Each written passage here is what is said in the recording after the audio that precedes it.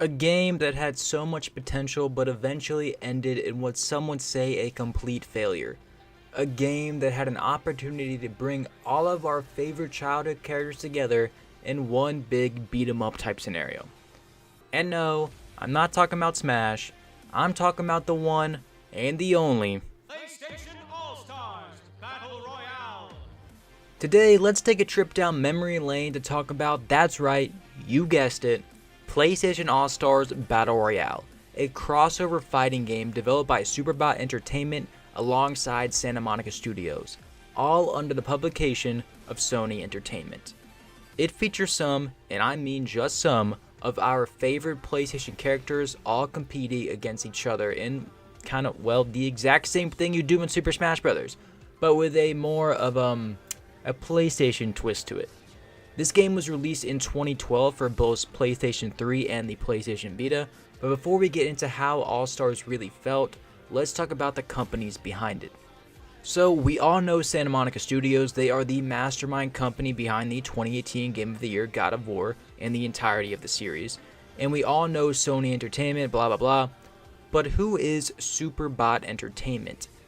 Well, it was a company specifically created by Sony to work on and create PlayStation All Stars Battle Royale, and that's it. The company's main goal was to work on this game mode alongside Santa Monica, which is sort of an odd thing to do. Development for the game started in 2009, first under the name of Title Fight, but eventually changed to the mouthful that it is now. So, Superbot, Santa Monica, and Sony were all in this game together, from 2009 until the year 2013. And you may be wondering, what do you mean 2013? The game was released in 2012. Well, Sony actually dissolved Superbot Entertainment near the end of the 2013 due to a lack of sales by the department, which is odd because they were only told to create this one game. But with the end of the partnership between these two companies, PlayStation All Stars Battle Royale essentially had met its demise. After only one or two DLC packs released, Santa Monica Studios came out and said that no more DLC, no maps, no characters, no anything would be released for PlayStation All Stars anymore, and they essentially cut ties with the game.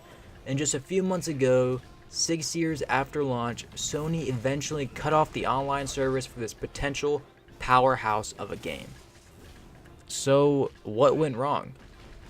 Well, first, let's talk about the cool things that All Stars had. It had some of our favorite PlayStation characters, and me, being a PlayStation fanboy, whose first console was a PlayStation 1 and then onto a PlayStation 2, I was so nostalgic to play with all these characters again. We had Kratos from God of War, we had Ratchet and Clank, Parappa the Rappa, Nathan Drake from the Uncharted series, we had Big Daddy from Bioshock even, Spike from Ape Escape, freaking Sly Cooper, we were given Cat from Gravity Rush in the DLC, and my personal favorite, from my all-time favorite gaming franchise, we had Jak and Daxter in all of their glory. There were 24 characters in total in this game, including DLC characters. And each one of them had their own abilities, their own moveset, their own combos, their own way to fight in this game. And no, once again, I'm not talking about Smash. But although the fighting style in this game is extremely similar to it, the main concept of All Stars, knocking someone out, was completely different. So we all know Smash Brothers. When someone gets a high enough percentage, you can knock them off the stage. Well, in All Stars, there is no damage or health bar or anything like that. Instead, when you hit someone, they drop something called AP. That AP was used to charge your super abilities, and every character's super abilities were unique to them, and they had 3 levels of it. Level 1 was easiest to obtain, level 2 took a little bit more, and if you managed to live long enough, you could get to level 3. And if you managed to land one of these super abilities, you would knock the opponent out. That's it. That's how you got kills in this game. It was an interesting take on the traditional method introduced by Smash. Now this was met with some mixed reviews, some saying what's the point of hitting them so often and doing all these combos if you're not actually doing any damage, you're just farming for supers. Well, to be honest, I can't answer that because I see both sides of it. The only thing I could say from my personal experience with this game was that it was a blast either way. Now, not everyone was happy with this character list, however, and a lot of people were upset and confused about some inclusions, such as having Raiden from the Metal Gear Solid series. Many people were assuming this is a direct reference to the fact that Nintendo was able to get Snake into Brawl, a game released a year prior to the development of this one on the Wii.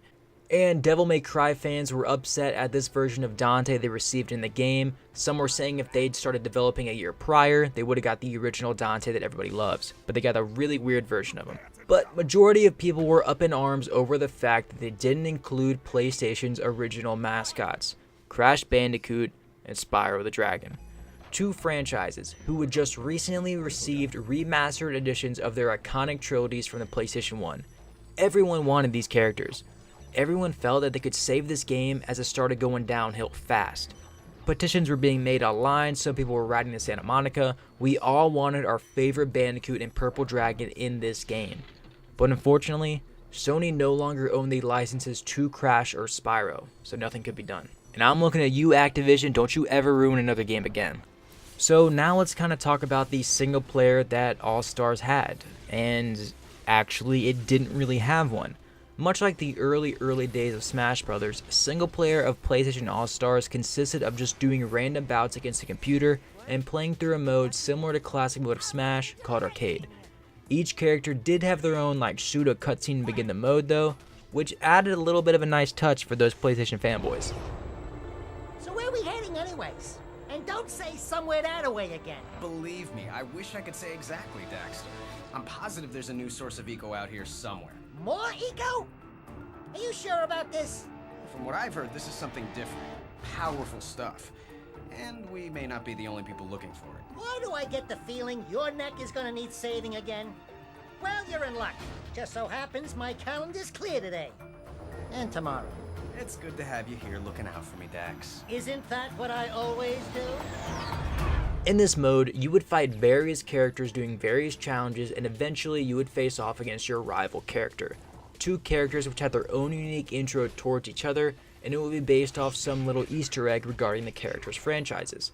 For example, Jak and Daxter and Ratchet & Clank, who were developed by Naughty Dog and Insomniac Games respectively, had done numerous crossovers over the years, with pictures of each other appearing in the original trilogies of their games, and more so. This added a little bit of fun for the player, being able to see what kind of characters rivaled who and how they would actually interact with each other if they ever met. I'm starting to wonder if that signal we picked up was real or not. Have you seen even one gold bolt? No, but we have found that. Yeah, I'd rather have the bolts. What was that? My friend was merely commenting on the small likelihood of your leading us to... Did that tin pot just call us worthless? Show 'em, Jack! Show 'em what we're worth. Now, I am sure there is a reasonable solution we can arrive at. I think this is plenty reasonable. Let's settle this. At the end of this rival fight, the player would then go on to fight a boss type battle, which is kind of similar to how Master Hand worked in Smash Brothers. And so the only single player type story in this game was simply completing all of these classic arcade mode stories for each character, and that was it. The game of course offered online play, and it was exactly as you'd expect, laggy at times like Smash, but still a fun overall experience. The game seemingly had everything going for them, but due to just a lack of content and how they presented themselves, no one really felt that this game was any better or different from Smash Brothers. And with the dissolving of Superbot Entertainment, PlayStation All Stars once again had eventually met its end. The game certainly had its ups and downs. It was fun to play, believe me. It even had a fun ranking system online, something I wish Smash Ultimate would include in their online play. This ranking system offered tiers based on how good you could fight online and updated weekly, and it gave me something to fight for to get to a high ranking. But the company seemingly gave up on it and nothing could have been done for the franchise. A game that could have launched a major thing for Sony had ended in disappointment. Now you can still pick up this game online off of Amazon for like $25 or something and play locally with some friends, but other than that, may this game rest in peace.